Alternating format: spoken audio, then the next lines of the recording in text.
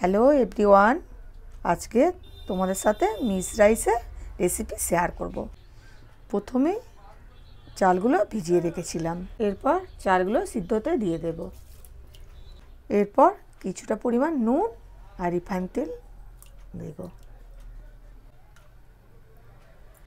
এবার মাংসগুলো দোকান থেকে এরকম পিস করে নিয়ে এসেছিলাম, ধুয়ে নিয়েছিলাম। এরপর নুন দিচ্ছি, ব্ল্যাক পেপার দিয়ে দিচ্ছি, চিকেন মশলা দিচ্ছি, লঙ্কা গুঁড়ো দিচ্ছি, একটু রসুনের পেস্ট দিচ্ছি, সোয়া সস দিচ্ছি, একটু সামান্য হলুদ গুঁড়ো দিচ্ছি, জিরে গুঁড়ো না দিচ্ছি, গরম মশলা দিচ্ছি, রিফাইন তেল দিয়ে দিচ্ছি, 1 চামচ কর্নফ্লাওয়ার দিয়ে দিচ্ছি।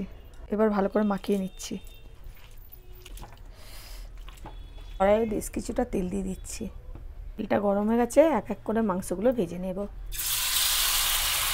হালকা করে ভাজা হয়ে গেছে, এবার তুলে নেব।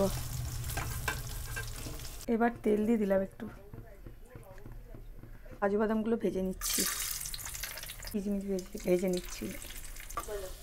এবার তুলে নিচ্ছি। কেটে রাখা ফুলকপিগুলো দিয়ে দিচ্ছি, স্বাদ মতো নুন দিয়ে দিচ্ছি।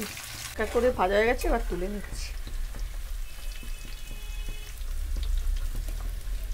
ওই তেলেই ঘি দিয়ে দিচ্ছি। কেটে রাখা বিনস, ক্যাপসিকাম, গাজর, লাল ক্যাপসিকাম এবার ভেজে নেব। তেলে লবঙ্গ, ডালচিনি, এলাচ, তেজপাতা দিয়ে দিচ্ছি।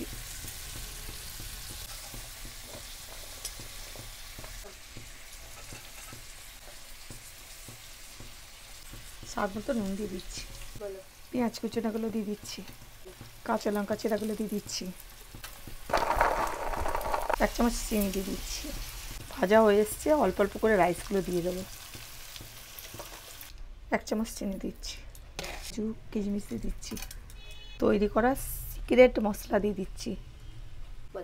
মশলাটা দেখতে চাইলেন আমাকে কমেন্টে জানাবেন।